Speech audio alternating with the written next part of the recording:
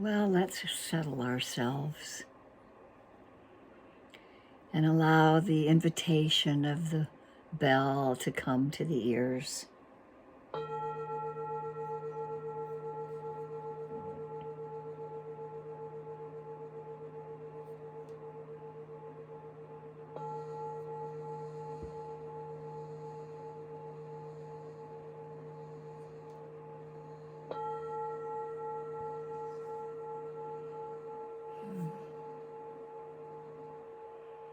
Welcoming everyone this morning, all of our various ages and ethnicities, our cultural heritage and religious background, and the socioeconomic group abilities and sexual orientation, gender identity. We come together, all of these various identities in this relative reality, these rich complexities.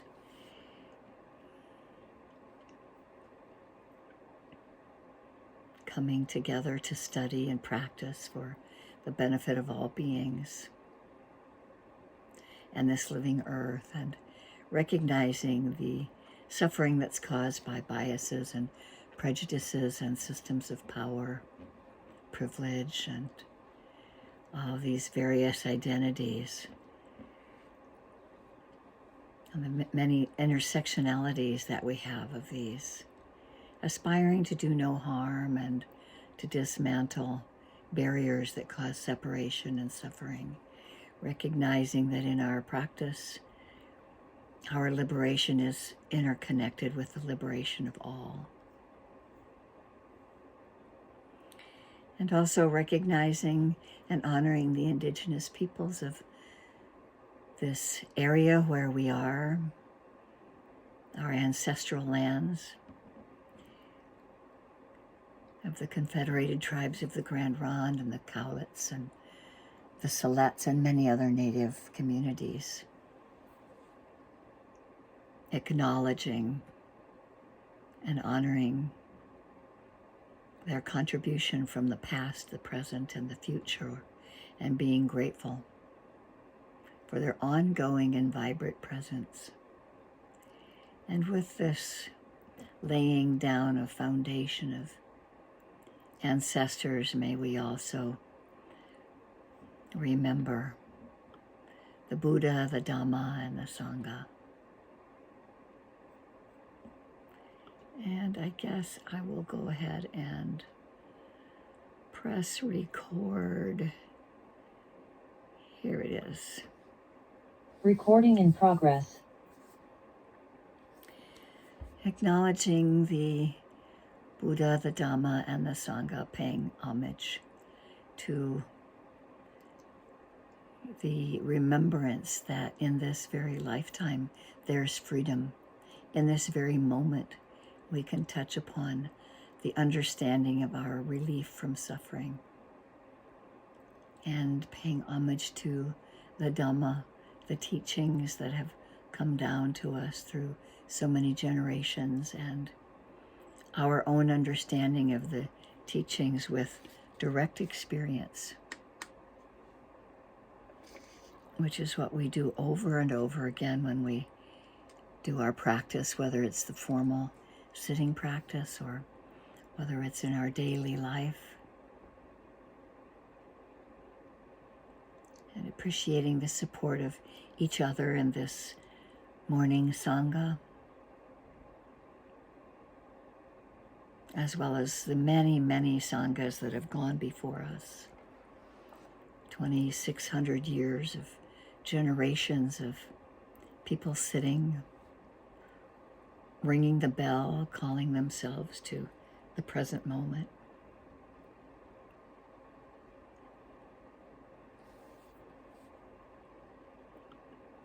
Finding our place in our noble seat.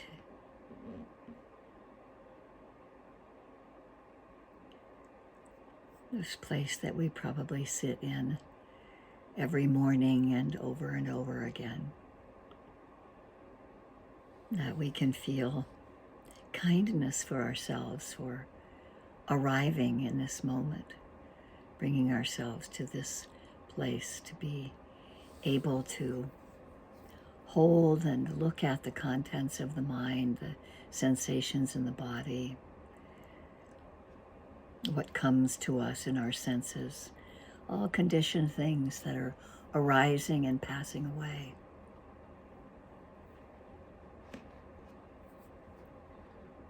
And so whatever way is the way that your practice is generally begun, whether you start at the nostrils, noticing the breath, or if you start at the belly, feeling the rising and falling of the diaphragm, or maybe you use a touch point, that place where there's sensation of heat or warmth, rough or smooth, jagged, easeful. Any of these points are anchors to return to in our practice if we find ourselves spinning out in thoughts about the future or the past.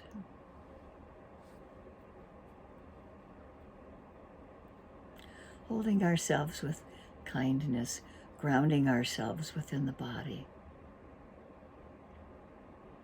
This breath in this body. This is how we create our reality. And so we want to look deeply.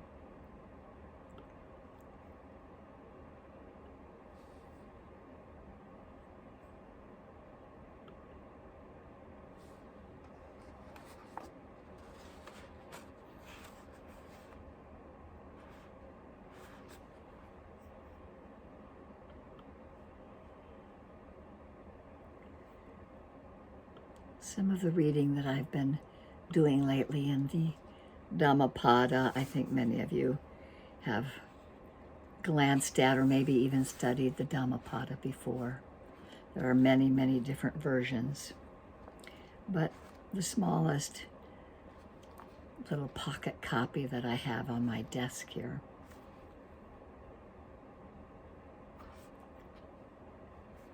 this morning I opened up to chapter 17 on anger. And I think that we have so much anger around us in the world today that it's good to hear what some of the words of the Buddha was about anger. So I thought I'd read a few verses for our starting reflection. One should give up anger, renounce pride, and overcome all fetters. Suffering never befalls him who clings not to mind and body and is detached. One who checks rising anger as a charioteer checks a rolling chariot. Him I call a true charioteer.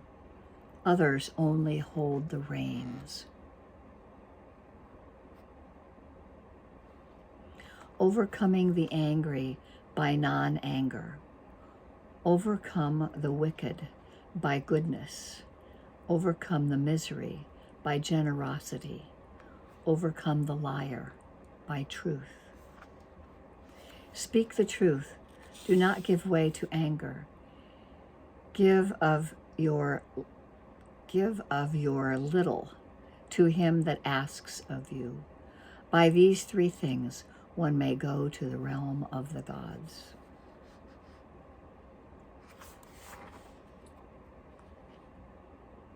Those who are ever vigilant, who discipline themselves day and night, ever intent on nibbana, their cankers fade away. There never was, there never will be, nor is there now, a person who is wholly blamed or wholly praised. But as to the person whom the wise praise for observing him day and night, one of flawless character, wise and endowed with knowledge and virtue, who can blame such a being? As worthy as a coin of refined gold.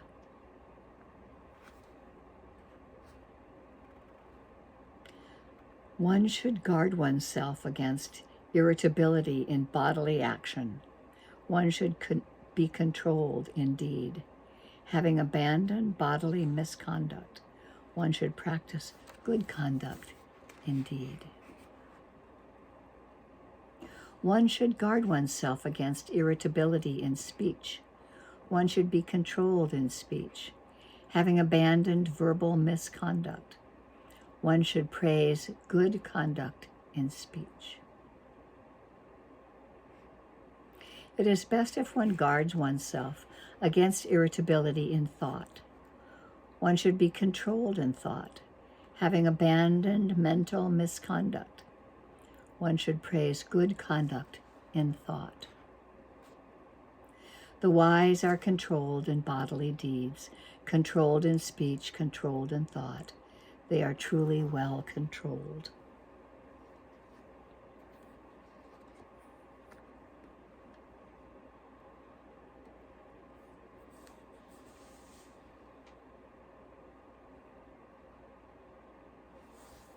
And so as we sit, we can always notice what arises.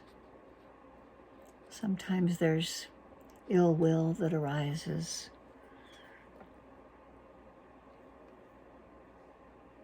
We strive toward non-harming in speech and in action.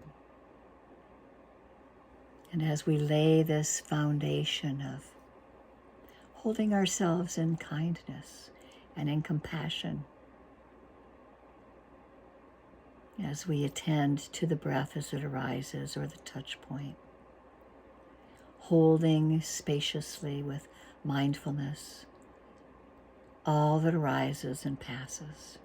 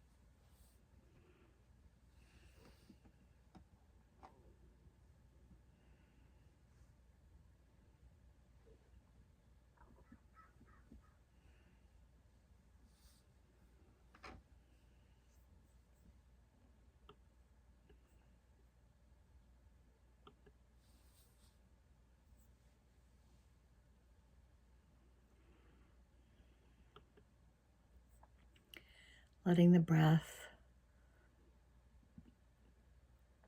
at the belly or at the diaphragm be our anchor.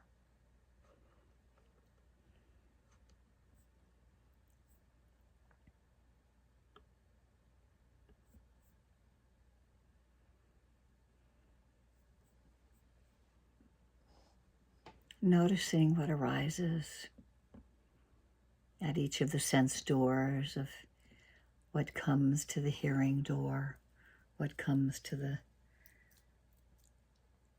taste door, the touch door.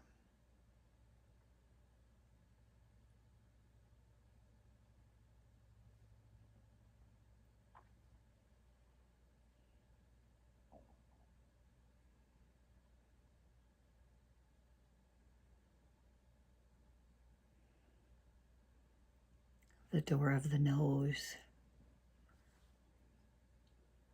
and the door of thought. And as mindfulness and awareness is present, we are available with energy and attention and effort to really see with gentleness what's arising.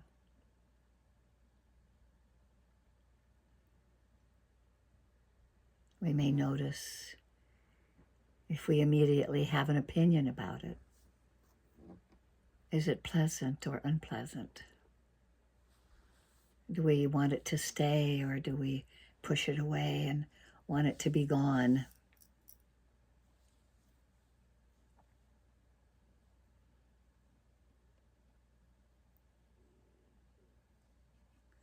We just recognize and accept what's happening, and that it's okay to feel whatever's arising.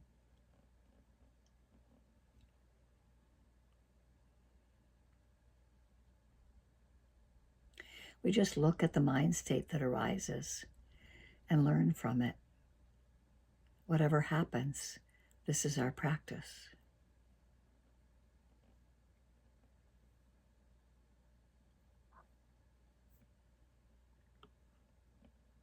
And every moment that we bring awareness to life weakens the darkness of delusion.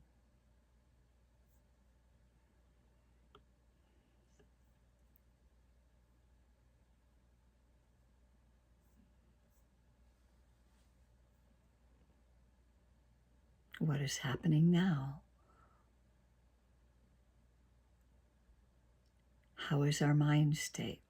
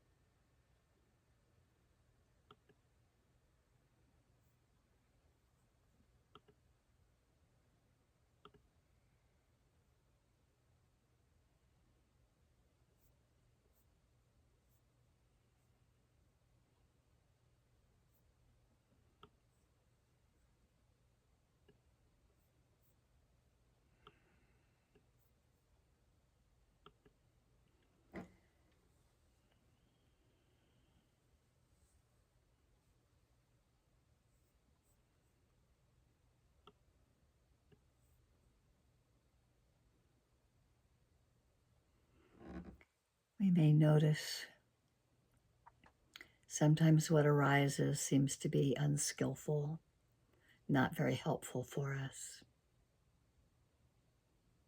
We can incline the heart and mind toward thoughts of the Dharma.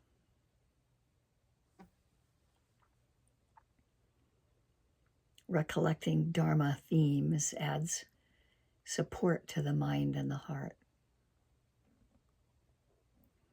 We might remember the Buddha, the Dhamma, and the Sangha.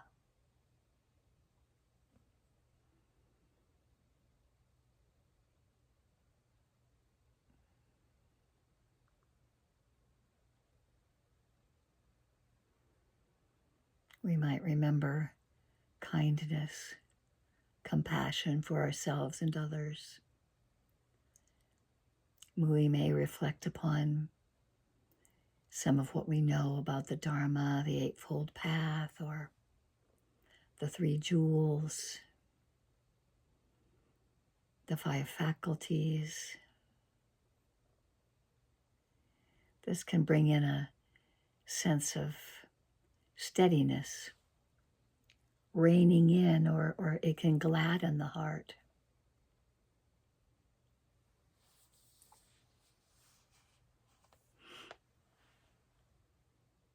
And it really goes deeper than merely thinking.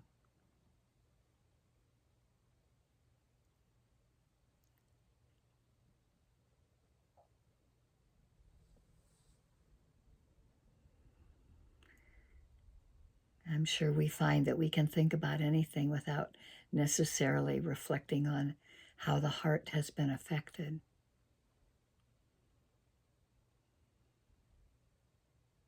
And we can forget to think deeply about what would serve us best, like attuning to integrity. We may reflect upon the 5 precepts. Make that a daily practice of checking in with harmlessness and honesty, reliability and clarity, and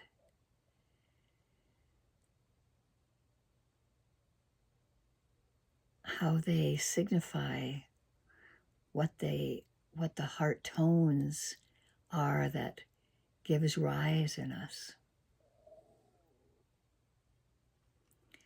And even though we waver from them, with recollection, we can repeatedly bring them to mind.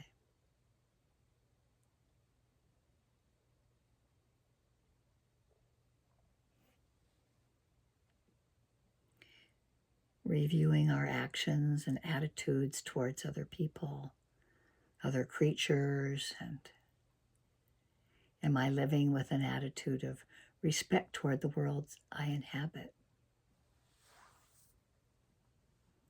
Bringing forth bright karma.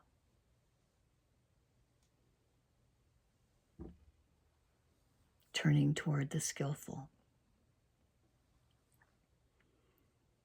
Holding ourselves with ease, kindness, compassion,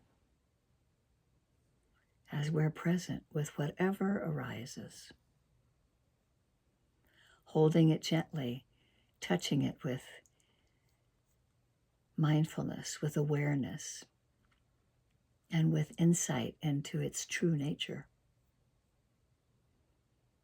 which we experience by really knowing, really touching it, being present.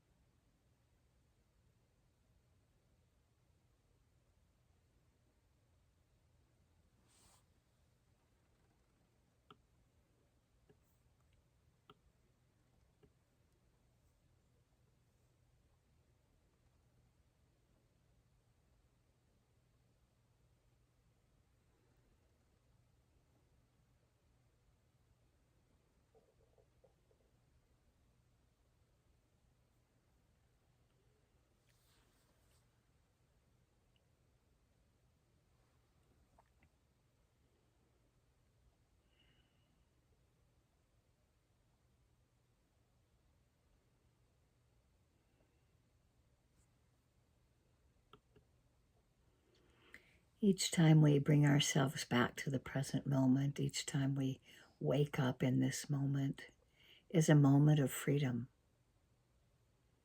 It brings joy, a gentle joy to the heart as we string together these mindful moments, this continuity of awareness.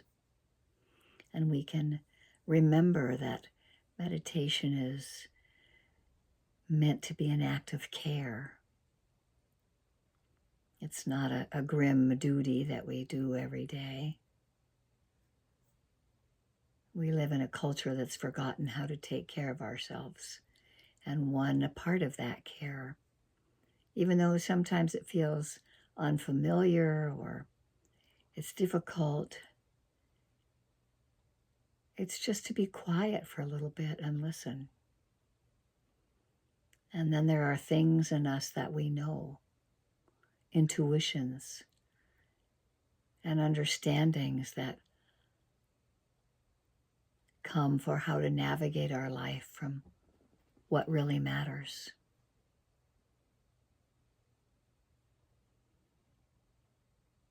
Being at ease, having well-being, being appreciative of this precious human birth, this opportunity to see the suffering that is caused when we attach or cling to something that is really changing, or seeing clearly the nature of pushing something away that's uncomfortable. Just waking up in these moments is a moment of joy and freedom.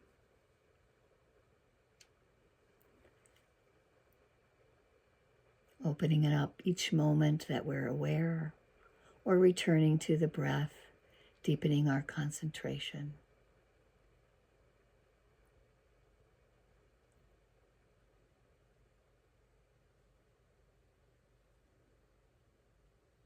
We all seek happiness.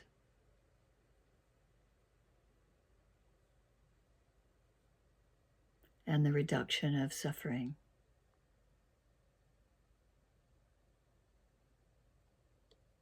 As we do what we can to help others, and if we can't, at least not cause harm, we add to the collective good.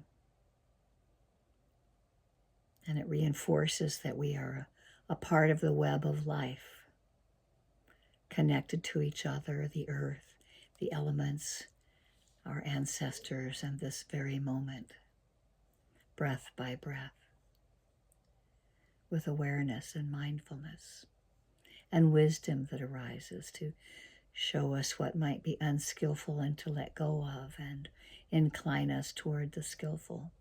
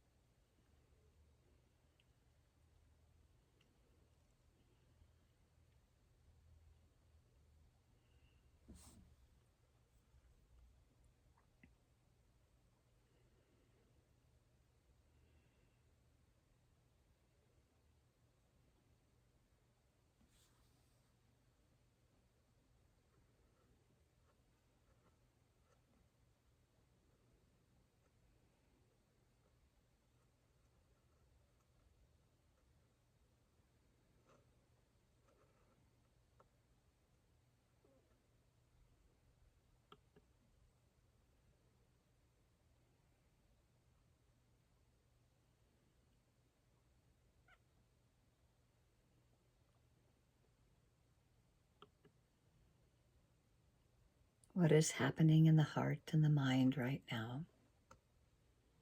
Whether there's sleepiness and tiredness, or maybe there's agitation, maybe there's happiness, sometimes there's doubt. The hindrances arise, we can notice them. And we can acknowledge and give ourselves the reminder of the challenges of being alive right now are difficult, but it is such an honor to be alive. We have these basic opportunities to process challenges and continue to return to our basic goodness, holding ourselves and others in kindness. May I be at ease with what's happening right now.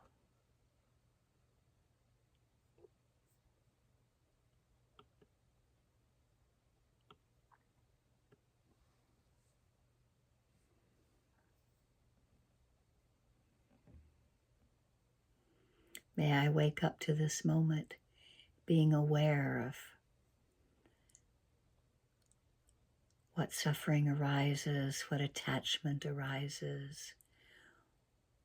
When I see things letting go, when I see things going on their own accord, arising and passing, pleasure and pain, everything is impermanent. And this is what we are seeing directly, that we can't hang on to what's arising, and that it's really non-personal.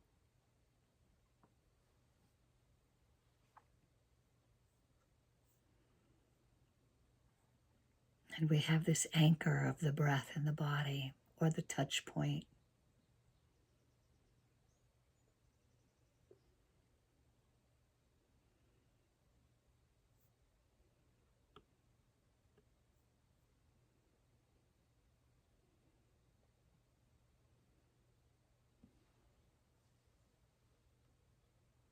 And when we're in a positive frame of mind, it's important to recognize it. It helps strengthen the wholesome states of mind.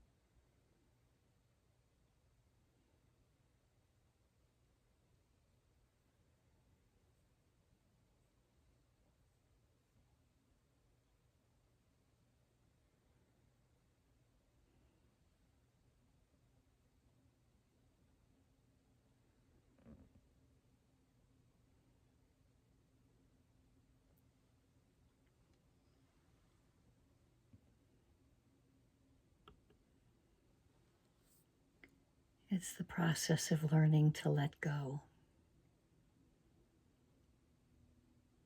following the breath, labeling our thoughts, learning to let things go,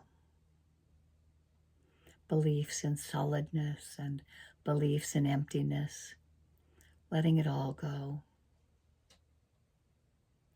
And if we learn to let things go, then thoughts aren't a problem.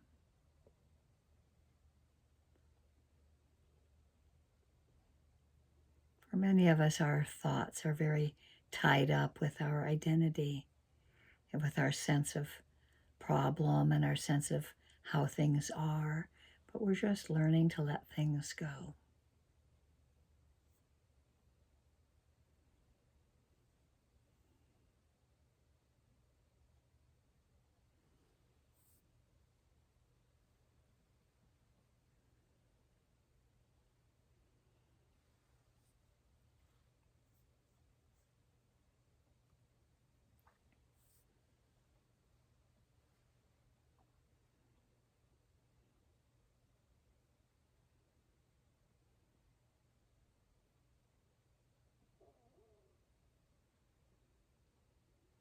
And as we do this, we maintain a sense of kindness for ourselves.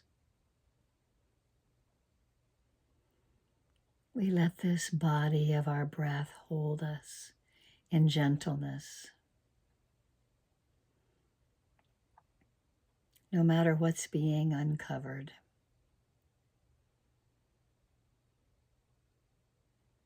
Pausing and noticing and letting go.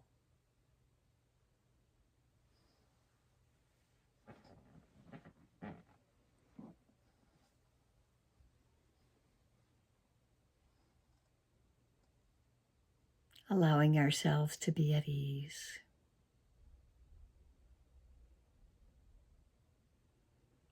And letting this sense of goodness in the heart include others. Whoever comes to mind, a friend or a teacher, a benefactor. Holding this person in kindness and compassion, seeing them happy and healthy, wishing them ease and well-being.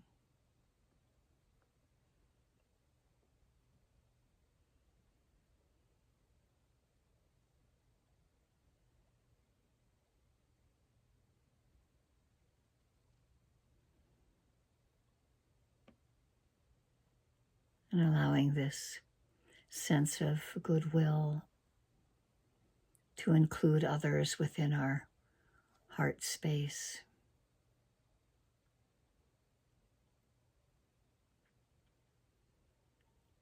Just see who arrives. Another friend, benefactor, maybe it's a neutral person. Someone you saw recently, but don't really know.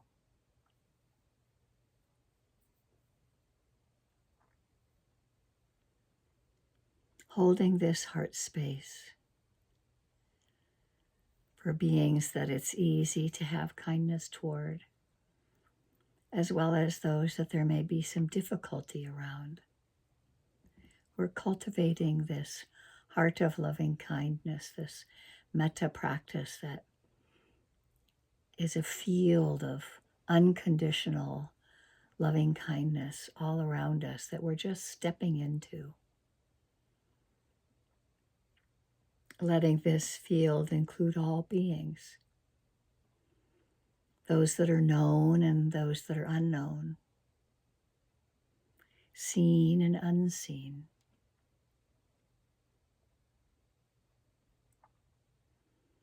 Those that swim and crawl and walk, some that are below the earth's surface, in the waters, and above in the air. May all beings everywhere, those realized and unrealized beings, those in joy and those in sorrow. May all beings everywhere have happiness and the causes of happiness. May they be free from suffering. May this kindness in our hearts help others see clearly. May we rejoice in others' happiness. And may we develop equanimity in holding all of this within our hearts. Anicca vata sankara upadavaya domino upakita va merchanti te samvapasamo sukho. All conditioned things are subject to impermanence. They arise and pass away.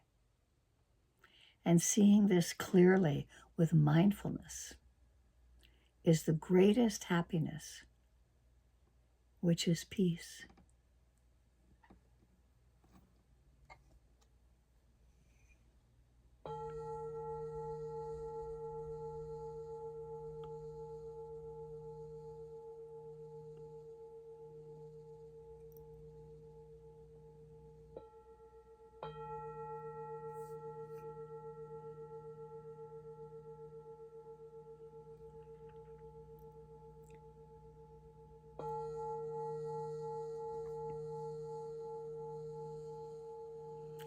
Thank you so much for your practice. May you really reap the benefits. Know that the benefits of this practice is helping all beings. May the merit of this practice be felt directly with you and others.